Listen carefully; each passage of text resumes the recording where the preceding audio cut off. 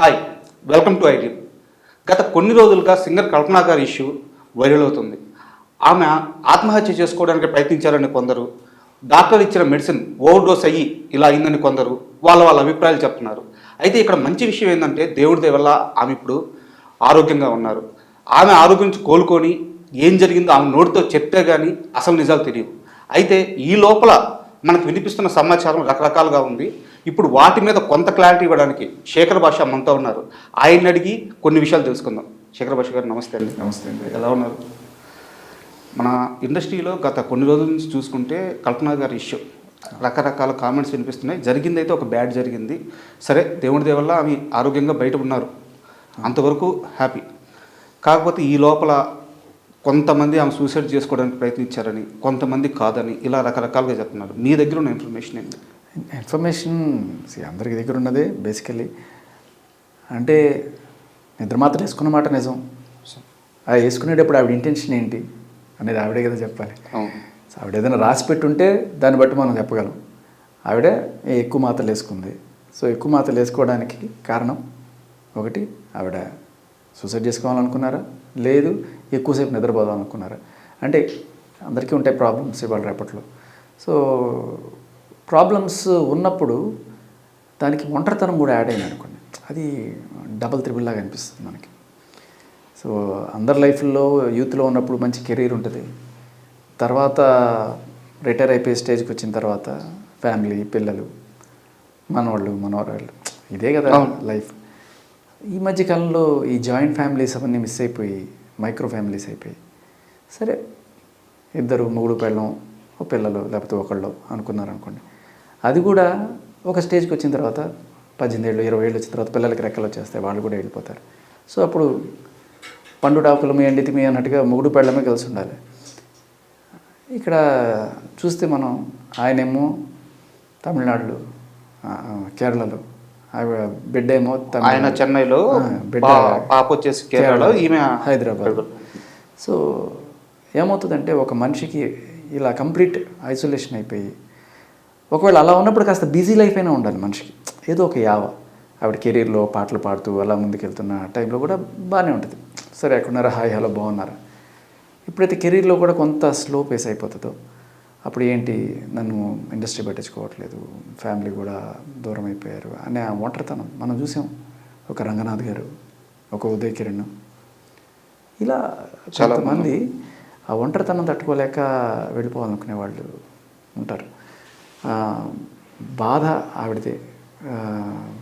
దానికి కారణం అంటే బిజీ లైఫ్, ఎవరు బిజీ వాళ్ళది, ఎవరి లైఫ్ వాళ్ళని, దాన్ని కూడా తప్పు పట్టను. కానీ అంటే సారీ టు ఇంటరప్ట్ యూ, ఇప్పుడు ఇక్కడ నా క్వశ్చన్ కూడా అదే. సరే, కల్పనా గారి జీవితంలో సమస్యలు ఉన్నాయి, అది ఆమె వ్యక్తిగత జీవితం, మనం దాని మీద పెద్ద డిస్కషన్ కూడా చేయకూడదు, చేయాల్సిన అవసరం కూడా లేదు.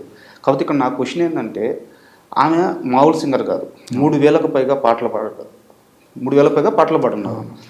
ఎస్పి బాలసుబ్రహ్మణ్యం లాంటి వారు అమ్మో నువ్వు రాక్షసివి, అసలు నేను తట్టుకోవడం చాలా కష్టమనే అలాంటి ఓ కామెంట్స్ చేస్తున్నారు. అలాంటి ఓ సింగరు ఒకవేళ అవకాశాలు రాకపోతే ఇండస్ట్రీ ఇలా వదిలేస్తుంటారు. అంటే ఆమెతో ఈ మధ్యకాలంలో ట్రావెల్ అయిన ఇండస్ట్రీ ప్రముఖులు ఎవరు లేరు. ఓ ఫంక్షన్ కానీ లేకుంటే ఓ ఈవెంట్ కానీ ఆమె కనిపించింది చాలా తక్కువైపోయింది. సో అది అర్థమవుతుందా మీకు? కరెక్ట్. అంటే మనం ఎంచుకునే దారి కూడా కొంచెం ముందు చూపుతోటి ఎంచుకోవడం అనేది ఇంపార్టెంట్. సింగర్స్కి లైక్ ఎస్పి బాలు గారు లాంటి వాళ్ళు చాలా రోజులే వేయలేరు, దాదాపు ఒక 3 దశాబ్దాలు వేయలేరు. బట్ అందరికీ అది సాధ్యం కాదు. చాలామంది సింగర్లు వస్తుంటారు, మహా అయితే ఒక 5 ఏళ్ళు 10 ఏళ్ళు, ఎంత మ్యాక్స్ 15 ఏళ్ళు, ఇంకా అంతకుమించి ఉండదు లైఫ్. అది ముందుగానే అందరూ తెలుసుకోవాలి. అందరూ ఒక ఘంటసాల అంటే ఎస్పి బాలు కాలేరు. బట్ ఏంటి తర్వాత, రిటైర్ అయిన తర్వాత ఏంటి, మనం ఇంకేం చేయాలి అనేది కూడా ఒక ప్లాన్ చేసుకోవాలి. మేబీ స్టూడెంట్స్ని పెట్టుకోవడం, వాళ్ళకి సంగీతం నేర్పించడం, వాళ్ళని తయారు చేయడం, అదే కదా. సో ఇప్పుడు మీరు చెప్పినట్టు ఆ 3,000 పాటలు ఆవిడ పాడిన మంగళగౌరికి, ఆ పాట ఫస్ట్ ఎన్నిసార్లు విన్నాను నాకు, కనీసం అది వచ్చిన టైంలో పిల్లలం. బట్ ఎంత వాయిస్లో ఆ బ్యూటీ కానీ అద్భుతం అన్నమాట. ఆవిడ అంటే అప్పుడు నాకు ఎవరు పాడారో ఏంటో కూడా తెలియదు చిన్నప్పుడు. కానీ ఒక మలయాళీ సింగరు తెలుగుని అంత అద్భుతంగా ఓన్ చేసుకొని పాడడం చాలా చాలా దాంట్లో లిరిక్లో మనం గమనించాల్సిన లైన్స్ కూడా మంగళ గౌరికి మనసున్న శివుడికి సరిసే వంచదులే మల్లెలు విసిరే మొగుడైనా మగసిరి హక్కులు చెల్లవులే. ఏదైనా మేము తల వంచం, ఎంత ఇది ఉన్నా కూడా మగాడికి మేము తల వంచం అన్నట్టుగానే ఉంటుంది. సో మేబీ కొన్ని వినబడుతున్నాయి లైక్ వాళ్ళ ఆయనకి ఈ కెరీర్ ఇష్టం లేదు అన్నప్పుడు కూడా ఇదే లైన్ వర్తిస్తుందేమో. ఎవరికి తల వంచేదేలే, తగ్గేదేలే. ఘర్షణలు ఉండొచ్చు, అభిప్రాయ భేదాలు ఉండొచ్చు, మాట్లాడుకొని సెటిల్ చేసుకోవచ్చు. కానీ ఇది ఎక్స్ట్రీమ్ సిచ్యువేషన్స్కి వెళ్ళడం అనేది కరెక్ట్ కాదు. మేబీ కొన్నిసార్లు అంటే స్టాటిస్టిక్స్ ఏం చెప్తుందంటే ఎక్కువ ఆత్మహత్య ప్రయత్నాలు ఆడవాళ్ళు చేస్తారట, ఎక్కువగా చనిపోయేది ఆత్మహత్య చేసుకొని మాత్రం మగవాళ్ళట. ఆత్మహత్యలు చేసుకొని చనిపోయిన మగవాళ్ళ సంఖ్య ఎక్కువ, ఆత్మహత్య ప్రయత్నాలు చేసిన ఆడవాళ్ళ సంఖ్య ఎక్కువ. కొన్నిసార్లు అంటే ఈ కేసులో అని చెప్పను, బట్ ఒకవేళ కనుక ఆత్మహత్య ప్రయత్నం చేసుకొని ఉంటే మాత్రం చాలామంది ఇట్స్ ఏ క్రై, నా బాధ ప్రపంచానికి లేకపోతే నా వాళ్ళు తెలుసుకోవాలి అనే ఒక అరుపు లాంటిది, ఒక స్టేట్మెంట్ లాగా. చాలాసార్లు అంత దూరం వెళ్ళరు, ఎక్కువ వేసుకోరు, కొంచెం తక్కువ వేసుకుంటారు, but they should know what is what అని మీరు ఒకటి గమనిస్తే ఆయన ఇమ్మీడియట్గా పోలీస్ స్టేషన్కి ఫోన్ చేసి అలర్ట్ చేశారు. అంటే ఆవిడ ఫోన్ ఎత్తట్లేదు, లేకపోతే ఆవిడ ఎక్కువ వేసుకున్నారనే విషయం ఆయనకి తెలిసిందో ఏదో అయి ఉంటుంది ఖచ్చితంగా. అలాగే ఆ అపార్ట్మెంట్లో ఉన్న వాళ్ళకి కూడా ఫోన్ చేశారంట, అక్కడ సెక్రటరీతో మాట్లాడారంట, వాళ్ళకి హెల్ప్ అడిగారంట. సో అంత జరగడానికి అంటే జనరల్లీ ఇంత బిజీ లైఫ్లో ఆవిడ 4-5 సార్లు ఫోన్ చేసి ఎత్తుండకపోవచ్చు. ఎత్తకపోతే సరే వాళ్ళకి వీళ్ళకి ఫోన్ చేసి ఏంటి ఎత్తట్లేదు అని కనుక్కోవడం అదొకటి అయి ఉండొచ్చు. బట్ ఒక డిస్కషన్ ఏదన్నా జరిగి లైక్ మాట అనుకొని అది పెద్దదై సరే ఇంకా నేను ఉండను వెళ్ళిపోతాను ఇలాంటి మాటలు ఏదైనా మాట్లాడితే అప్పుడు కూడా ఇంతకన్నా ఎక్కువ రియాక్షన్ ఉంటుంది. తర్వాత ఫోన్లు ఎత్తట్లేదు అని చెప్పేశారంటే ఇమీడియట్గా ఫోన్ చేస్తారు. సో రెండిట్లో ఏదర్ కేసు అవ్వచ్చు. కానీ మన దురదృష్టం ఏంటంటే ఇదే రివర్స్లో జరిగింది అనుకోండి. ఒక భర్త భార్య బాధ తట్టుకోలేక లేకపోతే ఏదయ్యి ఆయన ఆత్మహత్య ప్రయత్నం చేశాడు అనుకుందాం. ఏ భార్యనైనా తీసుకెళ్ళి పోలీసులు విచారిస్తారా? ఇమీడియట్గా జరగదు, చేయరు. అంటే ఈయనే పోలీస్ స్టేషన్కి ఫోన్ చేసి అలర్ట్ చేసి ఆవిడని సేవ్ చేసుకునే ప్రయత్నం చేసినా కూడా ఈయన పోలీసులు అదుపులోకి తీసుకొని విచారించే పరిస్థితి మగాడి దుస్థితి ఇక్కడ కూడా.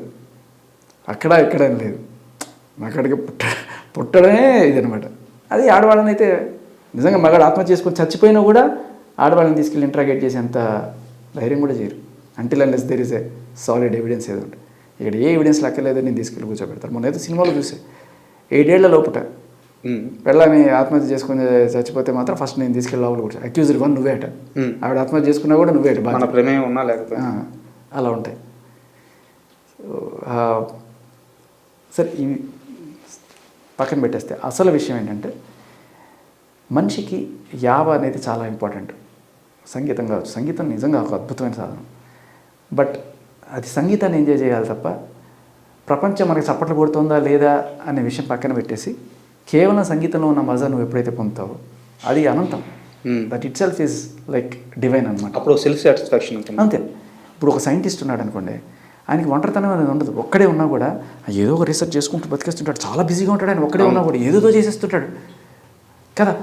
సో మనకి భార్యతో పాటు ఇంకో పెళ్లి చేసుకోవాలి, అదే ఒక గోల్. అది మనకి ఇష్టమైన రీసెర్చ్ చేసేది అయి ఉండాలి. ఒక క్యూరియాసిటీ అనేది బుర్రలో ఆ పురుగు తొలుస్తూ ఉండాలి. ఎప్పుడైతే అది చచ్చిపోతుందో మనకి వేరే వేరే వేరే సపోర్ట్ కావాల్సి వస్తుంది. ఆ సపోర్ట్లు కూడా ఫ్యామిలీ నుంచి మిస్ అయిపోయి, ఇండస్ట్రీ నుంచి మిస్ అయిపోయి, అన్నీ మిస్ అయిపోతే అలాంటి టైంలో అంటే ఎంత లేదనుకున్నా మీరు ఆమె వేరు వేరు సీజన్లో అయినా సరే మీరిద్దరు బిగ్ బాస్ ఫ్యామిలీకి చెందిన వారే. సో కొన్ని ఈవెంట్స్లో అయితే మీరు కలుస్తూనే ఉంటారు. నేను అన్ఫార్చునేట్లీ ఆవిడ ఇప్పుడు దాకా కలవలేదు. బట్ బిగ్ బాస్ ఎస్ అన్ని సీజన్లకి కలిపి ఒక క్లబ్ ఉంటుంది. ఏ బిగ్ బాస్ సీజన్ 7 వాళ్ళైనా 6 వాళ్ళైనా మమ్మల్ని పిలుస్తుంటారు, మేము వాళ్ళని పిలుస్తుంటాం, అందరం కలిసి like we are group of family. But unfortunately event అయితే దగ్గర నుంచి అయితే చూస్తుంటారు కదా? లేదు, చూడలేదు, అన్ఫార్చునేట్లీ చూడలేదు. బట్ అంటే ఈ క్వశ్చన్ ఎందుకు అడిగానంటే ఆమె కల్పన గారు అందరితో కలవడానికి చాలా ప్రయత్నం చేస్తారు. అంటే తన ఒంటరితనం బయటపడకుండా, తన లోపల ఉన్న ఆ భయము అవన్నీ బయటపడకుండా ఒక గంభీరంగా కనిపించడానికి, నేను ధైర్యంగానే ఉన్నాను అని చూపించడానికి అందరితో ఈజీగా కలిసిపోతారు, అందరితో బాగా మాట్లాడతారు. బట్ అది కూడా వర్కౌట్ అవ్వలేదని ఒక టాక్ అయితే అవ్వచ్చు, అయ్యుండొచ్చు. కాకపోతే ఏంటంటే నలుగురిలో కలిసినప్పుడు అందరితో మాట్లాడతాం, కలుపుకోలుగా మాట్లాడతాం, వాళ్ళు కూడా మాట్లాడతారు, అంతా పై మాటలు ఉంటాయి. At the end of the day వెళ్ళిపోయిన తర్వాత ఎవరు కూడా మనకి మనసుకు నచ్చిన ఫ్రెండ్ అనేవాళ్ళు ఉండరు. అట్లీస్ట్ ఫ్యామిలీ, సరే ఇండస్ట్రీ వదిలేసింది, ఫ్యామిలీ కూడా లేదనుకున్నాం, ఒక మంచి ఫ్రెండ్ కలిసి ఎవరైనా అబ్బాయి కానీ అమ్మాయి కానీ ఎవరో ఒకరు, ఎస్, అట్లీస్ట్ ఒక మంచి గోల్, ఇవి రెండూ లేకపోతే తొందరగా ముసలాళ్ళు అయిపోతారు, తొందరగా వెళ్ళిపోతారు. కొంతమంది ఉంటారు, మీరు గమనించండి, వాళ్ళకి ఎన్నాళ్ళైనా సరే వాళ్ళలో ఆ యూత్ఫుల్నెస్ అలాగే ఉంటుంది. ఎందుకంటే they are always into something, they'll keep doing something. Uday Kiran చూడండి, రంగనాథ్ గారు చూడండి. ఉదయ్ కిరణ్ లైక్ ఆయన చదువులో పెద్ద రాణించలే, ఇండస్ట్రీకి వచ్చాడు, తక్కువ మనకి ఆయనకు ఫేమ్ వచ్చింది, టప్ టప్ టప్ అని వరుస పెట్టి సూపర్ మెటిక్యులస్ రైజ్ అది. సో ఆయన ఏంటి, యాక్టింగ్ చేయడం మాత్రమే. తర్వాత ఒకవేళ ఫ్యూచర్లో రిటైర్ అయిపోతే ఏంటి, ఎన్నాళ్ళు ఉంటావు హీరోగా? 10 ఏళ్ళు 20 ఏళ్ళు, సరే తర్వాత ఏంటి? అందరూ బాలయ్య బాబు లాగా చిరంజీవి లాగా ఉండలేదు. తర్వాత కూడా 60 years దాటినా కూడా వాళ్ళు లైక్ 20 ఏళ్ళ హీరోయిన్తో డ్యాన్స్ చేయగలరు వాళ్ళు. అందరికీ అలా ఉండదు. బట్ రియాలిటీలో కొంత మనం ఆలోచించాలి. ఆ బ్యాకప్ ప్లాన్ అనేది కూడా ఇప్పుడైతే ఇప్పుడు ఉదయ్ కిరణ్కి అయితే చాలా ఎర్లీగానే జరిగిపోయింది పాపం తన లైఫ్లో. పాయింట్ ఏంటంటే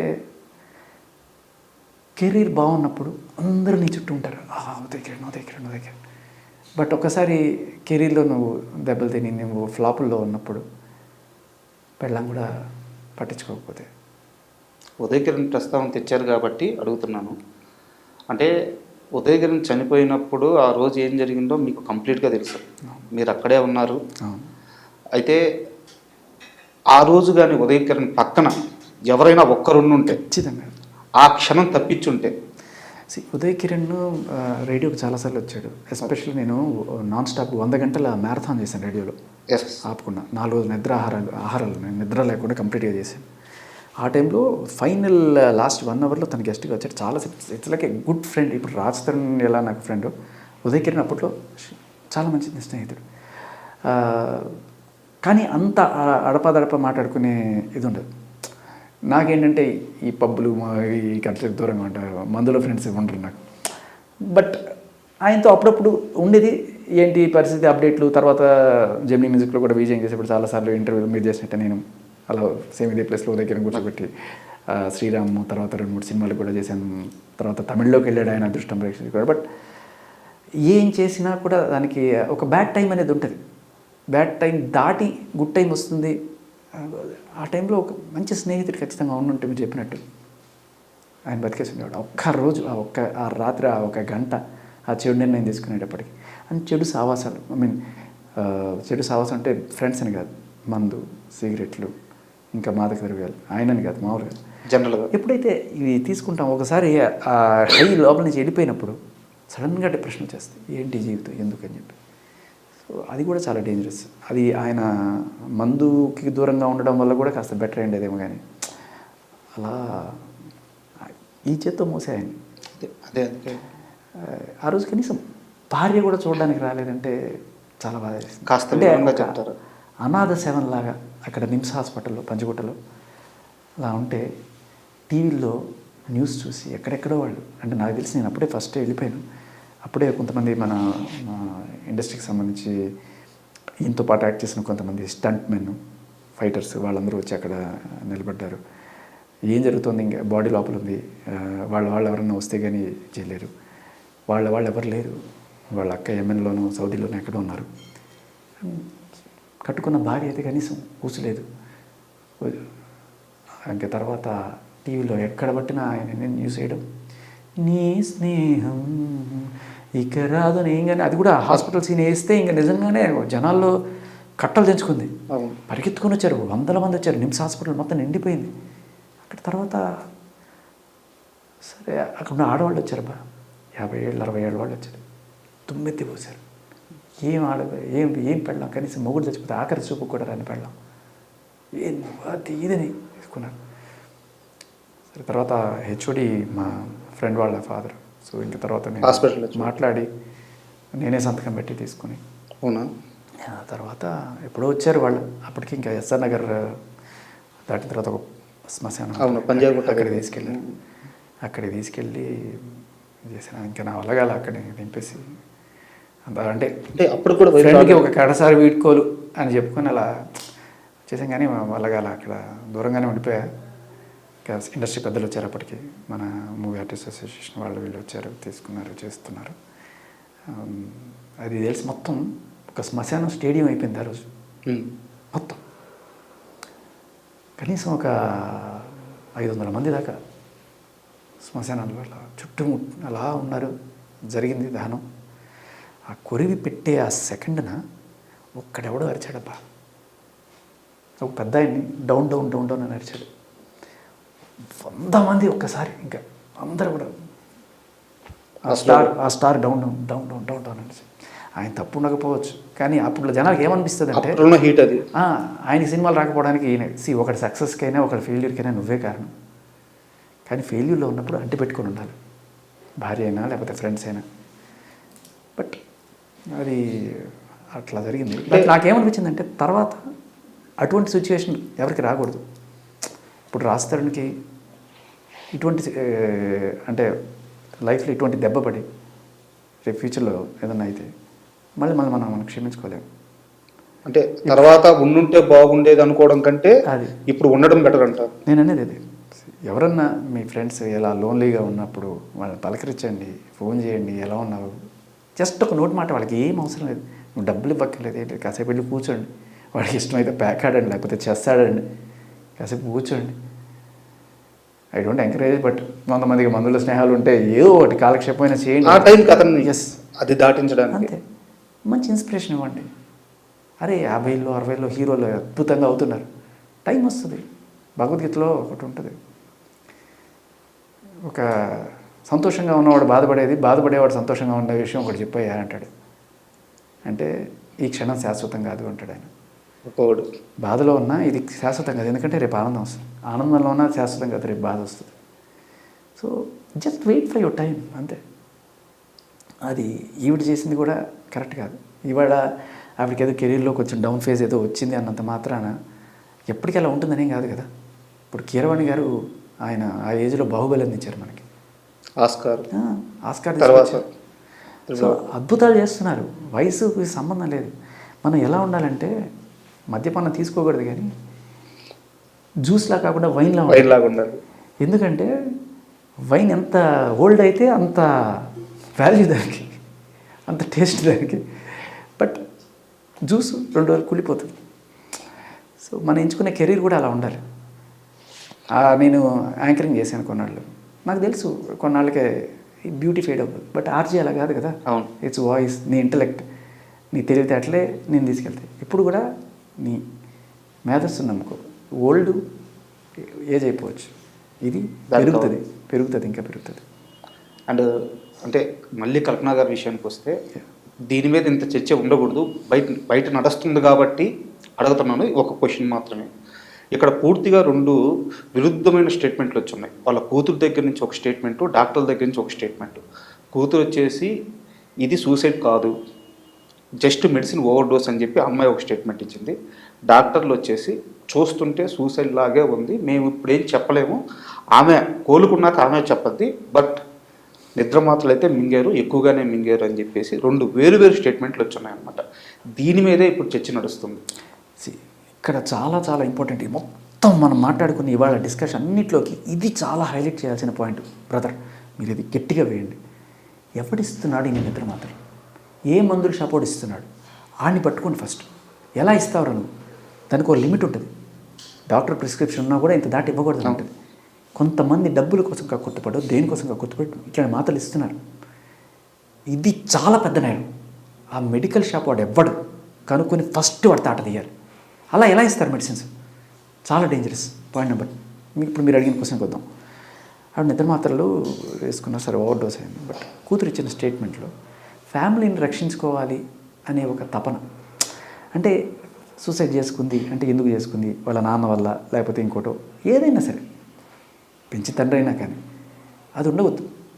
ఫ్యామిలీగా ఉండాలి, పరువుగా ఉండాలి. అది ఏం సొసైటీ కాదని చెప్పుకోవడంలో ఆవిడ ఫ్యామిలీ పట్ల ఆవిడ విధేయత కనబడుతుంది, ఇది కనబడుతుంది. అట్ ద సేమ్ టైం ఆవిడకి ఒక క్షణికావేశంలో ఏదైనా చేసి ఉండొచ్చు, అది కూడా ఆవిడ రియలైజ్ అయ్యి ఉండొచ్చు. అది లేదు ఎన్నిసార్లు అంటే ఇది ఎట్లా ఉంటాయంటే ఫస్ట్లో ఒక నిద్ర మాత్రం వేసుకుంటే నిద్ర పట్టేస్తుంది. రెండో రోజు మూడో రోజు అది అలవాటు అయిపోయిన తర్వాత సరిపోదు. ఈ వీళ్ళు ఉంటారు కదా, ఫస్ట్ ముందు తాగుతాడు, ఒక పెగ్గు 2 పెగ్గులు 3 పెగ్గులు ఎందుకు తాగినా సరిపోదు. తర్వాత వాడు ఆఖరికి 4 మీద పాము కట్టేసుకుని స్టేజ్కి వచ్చేస్తాడు. అది చేస్తే కానీ వాడికి కిక్ ఉండదు అనమాట. అలా పోలీస్ దెబ్బలు ఫస్ట్ 4-5 సార్లు కుట్టారనుకో అలవాటు అయిపోతుంది వాడికి, ఇంకా గట్టికి కొడితేనే వాడికి తెలుస్తుంది. ఇది కూడా అంతే, నిద్ర మాత్రలకి అలవాటు పడితే ఆ డోస్ సరిపోదు, ఇంకా ఎక్కువ వేసుకుంటేనే నిద్ర పడుతుంది అనే కాన్షియస్లో కూడా వెళ్ళిపోతారు. ఈ సరిపోట్ల రాట్లా.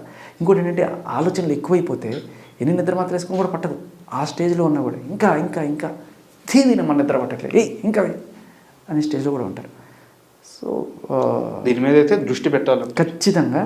నిద్ర మాత్రలు వాళ్ళకి నిద్ర రాకపోయినా పర్లేదు, అలా గొడ్ల గోపలా అట్లా ఉన్నా పర్లేదు, కానీ నిద్ర మాత్రలు మోతాదుకి మించి ఏ మెడికల్ షాప్ వాడు ఇవ్వకూడదు అనేది అసలు సిసరైన డిస్కషన్ పాయింట్.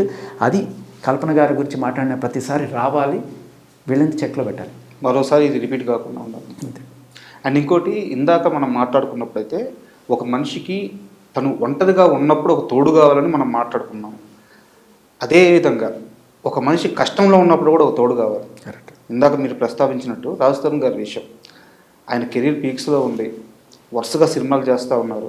అలాంటి సమయంలో లావణ్య బయటకు వచ్చి కొన్ని స్టేట్మెంట్లు ఇవ్వడం, ఆయన బ్యాడ్ అవ్వడం, అది కంటిన్యూ జరిగిపోయింది. ఆ రోజు ఇండస్ట్రీలో రాజ్ తరుణ్ పక్కన నిలబడి తన వాయిస్ వినిపించడానికి ఎవరూ ముందుకు రాలేదు, మీరు మాత్రమే ముందుకు వచ్చారు. మీరు సీన్లోకి ఎంటర్ అయ్యేటప్పటికి రాజ్ తరుణ్ మానసిక స్థితి ఎలా ఉంది? బయటికి రాడు, బయటికి వచ్చి కెమెరాని ఫేస్ చేసి మాట్లాడాలి అంటే మన వాళ్ళు తను తెలుసు. మీకు తెలిసిందే కదా, మన యూట్యూబ్ వాళ్ళు ఎలా ఉంటారు, అశ్వత్థామ తక్కుజరహ అన్నట్టు. ఏం లేకపోయినా కూడా అక్కడ ఏదో సిల్వల్ పళ్ళు, అక్కడ యాంకర్ చెప్పేది ఒకటి, వీళ్ళు వేసేది ఒకటి ఉంటుంది. దానికి తోడు ఇంకా ఈ ఫెమినిస్టులు లేకపోతే కార్యకర్తలు, ఇంకా పెద్దవాళ్ళు, వాళ్ళు వీళ్ళు వచ్చి వాడు ఒక దూడు, వాడు అది, వాడు కామందుడు, వాడు నీచుడు, వాళ్ళు వాడుకున్నాడు, వీళ్ళు వాడుకున్నాడు. ఏమీ లేకపోయినా మనిషిని అంత నిజానికి నేను లోపలికి వెళ్ళి తెలుసుకున్నాక such gem of a man. భరించాడు మనిషి. ఎన్ని అసలు ఆ బూతులు, ఆ కొట్టడాలు, తలపగలు కొట్టడాలు, అవార్డులన్నీ పగిలిపోయినా రాజధానికి వచ్చినవి. వేసి దంతాలనే పగల కొడితే అవి కూడా ఎలా భరించాడు మనిషి. ఒక మనిషి అంత భరిస్తాడని, ఇప్పుడు కేసులు అవుతాయనో, ఆడాలని కొడితే ఇంకోటి అవుతుందనో భయంతో ఉండడం వేరు. బట్ అంత స్పర్ధం మనల్ని కొడితే మనం ఎట్లా ఊరుకుంటాం? అవును, అది కూడా చేయడు మనిషి, అలా ఉంటాడు. మీరు గమనిస్తే ఆ కెమెరా వచ్చి మాట్లాడినప్పుడు కూడా మనిషిలో ఒక వణుకు. అవును, అది దానికి అంటే కాన్ఫిడెన్స్గా ఉన్నప్పుడు వచ్చే మాట వేరు. మనల్ని అందరూ కూడా ఒక దొంగలాగా చూస్తున్నారు ప్రపంచం అనుకునేటప్పుడు వచ్చే ఇది వేరు. ఆ రోజు ప్రసాద్ ల్యాబ్లో ప్రెస్ మీట్కి వచ్చారు పంచగట్టుకొని. ఆ రోజు రాజ్ తరుణ్ని చాలా సంవత్సరాల నుంచి చూస్తున్నాం. ఆయన చేయి కానీ, ఆ నోరు వనకడం కానీ, గొంతు వనకడం కానీ ఎప్పుడు లేదు. అది చాలా భయంకరంగా సఫర్ అవుతున్న సిచ్యువేషన్ అది. సో ఆ రోజు మీరు అండగా నిలబడ్డారు. అదే రోజు ప్రసాద్ ల్యాబ్లో మీరు కింద ఉంటే ఆయనే స్వయంగా మిమ్మల్ని స్టేజ్ మీదకి పిలిచి నా బ్రదర్ అని చెప్పి అందరికీ అఫీషియల్గా పరిచయం చేశారు. ఇప్పుడు ఎలా ఉంది మీ రిలేషన్? అదే చెప్తున్నా కదా, అప్పుడప్పుడు ఫోన్ చేస్తాను, ఎలా ఉన్నాడు ఏంటి కనుక్కొని ఉంటాను. సో లైక్ ఒక 2-3 సార్లు కలవడం కూడా జరిగింది రాజధాని. బట్ అలానే చనువు ఇచ్చారు కదా అని మనం వెళ్ళి ప్రతిరోజు అక్కడ కూర్చొని వేయదు. నా పోరాటం నాదే. బట్ నా పోరాటం ఏంటంటే మగవాళ్ళకి ఇటువంటి దుస్థితి. ఇప్పుడు అమ్మాయి వెళ్ళి కేసు పెట్టగలిగింది ఏ ఆధారాలు లేకుండా, ఏమీ లేకుండా, వీడు నా మొగుడు నన్ను మోసం చేశాడు అని చెప్పి. అదే ఒక మగాడికి ఈవిడ ఇంత చితక్కొట్టి, తల మీద పగలగొట్టి, ఇన్ని బూతులు తిడుతుంటే వెళ్ళి కేసు పెట్టగలవను? అంత దుస్థితిలో ఉన్నాం మనం. మనకంటూ చట్టాలు లేవా అని చెప్పి, అంటే పోలీస్ సిస్టమ్ కూడా మగడిని ట్రీట్ చేసే విధానం మారాలి. అండ్ అలాగే కొన్ని చట్టాలు మార్చుకోవాలి అనే పోరాటంలో పోతున్నప్పుడు రాజ్ తరుణ్ కావచ్చు, హర్షసాయి కావచ్చు, జానీ మాస్టర్ కావచ్చు, గరికపాటి గారు కావచ్చు, మిస్టర్ టీ కావచ్చు, ఇలా అందరూ ఒకళ్ళ తర్వాత ఒకళ్ళు వాళ్ళ గురించి మాట్లాడడం అనేది ఇది ఒక ఉద్యమంలో భాగంగా చేస్తున్నాను నేను. అంతేగాని రాజ్ తరుణ్ పిలిస్తేనో, మస్తాన్ సాయి పిలిస్తేనో, లేకపోతే నిన్న రోజుకొక కథ చెప్తా ఉంటుంది ఇవిడ, మొన్నటిదాకా రాస్తాను పిలిస్తే వచ్చాడంట, ఇవాళ మస్తాన్ సాయి పిలిస్తే నా next question అదే. వచ్చాడంట, ఇప్పుడు చింటూ పిలిస్తే వచ్చాడంట. అంటే ఇక్కడ కాస్త డీటెయిల్గా రాస్తాను ఇదే క్వశ్చన్. ఫస్ట్ రాజు తరపున మీరు నిలబడ్డప్పుడు మిమ్మల్ని రాజు పంపించారు అట. అంతే. తర్వాత లేదు రాజు మంచోడు, ఆయనకి కాళ్ళ మీద పడి క్షమాపణ చెప్పాలి, కానీ శేఖర్ భాష మాత్రం చెడ్డోడే, ఆయన్ని మస్తాన్ సాయి పంపించారనేది. తాజాగా నిన్న లేదు చింటూ పంపించారు అంటున్నారు. ఇప్పుడు మస్తాన్ సాయి కూడా మంచిగా అయిపోతాడు 2 రోజుల్లో, అంతేనా? తర్వాత చింటూ చెడ్డవాడు ఉంటాడు. బట్ పాయింట్ ఏంటంటే కొంచెం మానసిక స్థితి బాగాలేదేమో ఎప్పుడు. అంటే ఇప్పుడు ఆవిడ అగనెస్ట్గా ఎవరున్నారు? మస్తాన్ సాయి. వీళ్ళు ఏం చేస్తారు? ఏవో సాక్ష్యాలు ఏవో పంపిస్తారు, రాస్తారు. శ్రేయోభిలాషులైనా, ఈయన శ్రేయోభిలాషులైనా, లేకపోతే ఎవరైనా సరే మనకి పంపిస్తారు. పంపించినప్పుడు నేనేం చేయాలి? నాకెందుకు ఈ పెంట అని చెప్పి నేను కాముగా కూర్చోవాలా? లేదు నిజాలు ఏమన్నా ఉంటే బయట పెట్టాలా? సో ఇలా బయట పెడితే, నిజాలు బయట పెడితే ఏంటి? నన్ను వాడు పంపించినట్టు. వాడు ఖచ్చితంగా వాడు పంపించాడు, డౌటే లేదు. మస్తాన్ సాయి చాలా ఎవిడెన్స్లు పంపించాడు, అలాగే చింటూ కూడా కొన్ని ఎవిడెన్స్లు పంపించాడు. మీరు ఆ మంచం కోళ్ళు వినే ఉంటారు కదా. సో ఇలా వాళ్ళు పంపించినంత మాత్రాన వాళ్ళు ఏదో ఉసుగొలుపుతున్నట్టు కాదు కదా. ఎందుకంటే ఆవిడికి అగెనెస్ట్గా మీరు మాట్లాడినా మిమ్మల్ని కూడా మస్తాన్ సాయో చింటూ పంపించాడంట. ఎవరు మాట్లాడితే వాళ్ళు ఎగరెస్ట్ పార్టీ వాళ్ళు పంపించారు. ఇది ఒక ఏమంటారంటే సైకలాజికల్ డిసార్డర్ తప్ప ఇంకేం ఉండదు. ఇప్పుడు ఆవిడ చెప్పేదే వినాలి. ఇప్పుడు ఆవిడ సాక్ష్యాలు ఏవో ఉంది, ఆవిడ బయట పెట్టుకొని చూపిస్తుంది, అయ్యా నన్ను ఇట్లా చేశారు అవతల వాళ్ళు కూడా ఉంటాయి కదా, వాళ్ళు కూడా చెప్పుకునే అవకాశం ఉంటుంది కదా. సరే వాడు జైల్లో ఉన్నాడు, లేకపోతే రాజధానికి భయం రాలేదు, వాళ్ళు పంపిస్తున్నారు. పంపించినప్పుడు నేనేం చేయాలి? నేను బయట పెడతాను కదా. నా దగ్గర ఉన్న ప్రూఫ్స్ ఇవి చూడండి. నీ ప్రూఫ్లు నీకు చూపించే రైట్ నీకు ఎలా ఉంటుందో, వాళ్ళ ప్రూఫ్లు వాళ్ళు చూపించుకునే రైట్ అలా ఉంటుంది. దానికి నేను చూపించానా, లేకపోతే రాజా చూపించాడా, లేకపోతే ఇంకొకరు చూపించారా? నాకు కాకపోతే ఇంకోటికి పంపిస్తాడు, అంతే కదా. ఏముంది దాంట్లో? నేను గట్టిగా పాయింట్ టు పాయింట్ తీసి ఫస్ట్ నుంచి ఫాలో అవుతున్నాను కాబట్టి నాకు మొత్తం డాట్స్ అన్ని కనెక్ట్ చేసి నాకు క్లియర్గా ఉంటుంది కాబట్టి నేను క్లియర్గా ఎక్స్ప్లెయిన్ చేయగలుగుతున్నాను, అంతే. దానికి వాళ్ళు ఇచ్చారు, వీళ్ళు ఇచ్చారు అంటే ఏం లేదు, సింపుల్ బురద జల్లి కార్యక్రమం అంత మంచిగా. అంటే ఏదో రకంగా నోరు మూసేసి నా పబ్బం గడుపుకోవాలి. ఇది అవుట్ ఆఫ్ టాపిక్. అదే చెప్పబోతున్నాను. రీసెంట్గా జరిగింది కాబట్టి ప్రస్తావించాల్సి వచ్చింది. ఇవన్నీ పక్కన పెడితే కల్పన గారి విషయం ఎలాగో మనకు మెయిన్ పాయింట్, ఇవి ఇంక మిగతాయన్నీ మనకి అవన్నీ పక్కన పెడితే మీ కెరీర్ ఎలా ఉంది ఇప్పుడు? What is your next plans? నా కెరీర్ పిల్లలు హ్యాపీగా ఉంది, ఫ్యామిలీతో బాగానే ఉన్నాము. And career of course big బాస్కి వెళ్ళిన తర్వాత సినిమా ఆఫర్లు కూడా వస్తున్నాయి. నేను ఆల్రెడీ రేడియో చేసుకునేది. అంటే ఈ క్వశ్చన్ అడగడానికి కారణం ఉంది. శేఖర్ భాష కెమెరా వెనకాల ఉన్నంత కాలం చాలా కష్టపడి అసలు ఏమీ సంపాదించుకోలేదు. కెమెరా ముందుకు వచ్చిన తర్వాత లక్షల్లో వెనకేసుకున్నాను. అయ్యో బాబు, అంటే మీ దాకా వచ్చింది? లేదు సార్, ఇప్పుడు ఈ క్వశ్చన్ రాలేదు. పాయింట్ ఏంటంటే బిగ్ బాస్లో కూడా పెద్ద నేను సంపాదించింది ఏం లేదు. ఏదో 2 వారాలకి తర్వాత కామెంటరీ ఇవన్నీ వస్తున్నాయి. ఇప్పుడు కొంచెం వస్తున్నాయి. లక్షలే, నాకైతే లక్షల్లో నా సంపాదనే, నా జీతమే లక్షల్లో ఉంటుంది. ఓకే, నా బిగ్ ఎఫ్ఎంలో జీతమే లక్షల్లో ఉంటుంది. దానికి మళ్ళీ బయట నుంచి లక్షలు రావాల్సిన అవసరం లేదు. అండ్ మీరు అంటున్నట్టు కెమెరా ముందుకు రాకముందు అనుకుంటున్నారేమో, నేను big FM and Gemini music 2 ప్యారలల్గా 15 ఏళ్ళు చేశాను. 2007 నుంచి అంటే ఆర్జేయింగ్ అయితే కంటిన్యూ చేస్తున్నాను. జెమినీ మ్యూజిక్ కూడా అంతకన్నా ముందే, నేను ఆర్జే కాకముందే డీజే. అప్పటి నుంచి 2 పడవల్లో పొద్దున్నది రాత్రి ఇది చేసుకుంటూ వస్తూనే ఉన్నా. రీసెంట్గా ఒక 3 ఏళ్ల క్రితమే నేను టీవీకి బ్రేక్ ఇచ్చి ఇటు వచ్చాను. 3 ఏళ్ళు కాదండి, ఒక 5 ఏళ్ళు పైన. 2019 ఆ టైంలో బ్రేక్. ఇంకా అదే హాయ్ హలో ఏం చేస్తున్నారో తిన్నారా, సో తర్వాత బయటకు వచ్చేసాను. And I know at some point of the time anchoring అనేది మసకబారుతుంది, బట్ ఆర్జేయింగ్ అనేది పైకి ఎక్కుతుంది. ఇది వైన్, అది జ్యూస్, అంతే. బట్ కెరీర్లో ప్రాబ్లం ఏం లేదండి. So I'm happy. వస్తాయి. మనకేంటంటే ఒక ఉద్యమంలాగా చేస్తున్నప్పుడు ఇటువంటి ఏదైనా సరే ఇంటర్వ్యూస్ కానీ వీటికి నేను ఎప్పుడు డబ్బులు తీసుకోవడం కదండి. లేదు నేను ఎంటర్టైన్మెంట్గా నేను ఏదైనా ఈవెంట్స్ చేసినప్పుడు, లేకపోతే బిగ్ బాస్ సంబంధించిన అలాంటి ఈవెంట్స్, కామెంటరీయో వాటిలో సంపాదించుకుంటాను నేను. I only earn with entertainment. Okay, సరదాగా జోకులు వేసి వాటిల్లో లేదా స్టాండప్ కామెడీలో ఇలాంటివి చేసి దాంట్లో నేను సంపాదించుకుంటాను తప్ప దీంట్లో నాకు వద్దు. పెట్రోల్ ఖర్చు కూడా నాదే ఇంటర్వ్యూలకి, అంతే చెప్తున్నాను. అండ్ ఇప్పుడు మళ్ళీ కల్పన గారి విషయాన్ని లీడ్గా చూసుకున్నట్టయితే ఇండస్ట్రీలో ఇలా సఫర్ అవుతున్న వాళ్ళు చాలామంది ఉన్నారు, ఇప్పటికీ ఉన్నారు. అవకాశాలు తగ్గిపోయి ఒకప్పుడున్న ఫేమ్ ఇప్పుడు లేక చాలామంది సఫర్ అవుతున్నారు. వాళ్ళ థాట్స్ పంచుకోవడానికి కానీ వాళ్ళకి టైం కేటాయించడానికి కానీ ఇండస్ట్రీ తరపున ఒక ప్లాట్ఫామ్ ఏదైనా ఉంటే. అద్భుతమైన మాట చెప్పారు భయ్య, నిజంగా ఇది ఉండాలి ఖచ్చితంగా. ఈ మూవీ ఆర్టిస్ట్ అసోసియేషన్ వాళ్ళు కానీ ఏదైనా ఒక చొరవ తీసుకొని ఇటువంటి వాళ్ళని ఐడెంటిఫై చేసి ఏకాకిలు అయిపోతున్నారు వీళ్ళు, వీళ్ళని మనం కాపాడుకోవాలి. వీళ్ళకి మన డబ్బులు ఏమి ఇవ్వకపోతే ఒక చిన్న ప్లాట్ఫామ్ వాళ్ళని కూర్చోబెట్టి పెద్దల్లాగా జడ్జీలు కాకపోయినా లేకపోతే వాటికి వీటికి పిలిచి వాళ్ళందరినీ వాళ్ళు ఒక కల్పిస్తే that it self is a great thing. Just weekend meetings పెట్టినా చాలు. అయ్యా వాళ్ళే కదా, మీరు కూడా పెట్టండి ఇంటర్వ్యూలకి, పోయేదేముంది లేదు మన సైడ్ నుంచి. సో ఇది చెయ్యాలి, ఖచ్చితంగా చేయాలి. చాలామందిని మనం పోగొట్టుకున్నాం, బట్ ఇంక మీదట మీరు చెప్పిన అద్భుతమైన సజెషన్ ఖచ్చితంగా ఇది అందరూ దయచేసి షేర్ చేయండి. ఈ మంచి మాటనే అది ఇండస్ట్రీ పెద్దలకి రీచ్ అయ్యి దీనికోసం ఒక పెద్దవాళ్ళు ఉన్నారు, లైక్ తమ్మారెడ్డి భరద్వాజ్ గారు లాంటి వాళ్ళు పెద్ద వాళ్ళు ఉన్నారు. సో వాళ్ళకి తెలుసు అందరూ కూడా ఏజ్ పెరిగినా కూడా అంత సక్సెస్లో ఉంటారు. They know and they can setup something like this. మీరు చెప్పినట్టు అంటే కొంతమంది మాత్రమే ఆ ప్రెజర్ని ఆ పెయిన్ని హ్యాండిల్ చేయగలరు. అద్భుతమైన మాట, ఈ మాటకి మీకు షేక్ అండ్ తప్పకుండా నిజంగా సూపర్.